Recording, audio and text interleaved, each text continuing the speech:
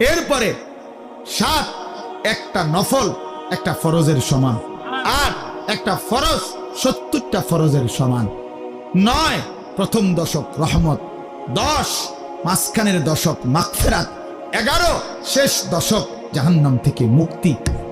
আল্লাহ বলেন জান্নাতের দরজা খুলে দিলাম, জাহান্নামের দরজা বন্ধ করে দিলাম, সমস্ত শয়তানগুলোকে শেকলে বন্দী করে দিলাম, চারিদিক দিয়া গোলাইয়া সব গুছাইয়া বান্দা রাস্তা কেবল একটাই খোলা, দরজা কেবল একটাই খোলা।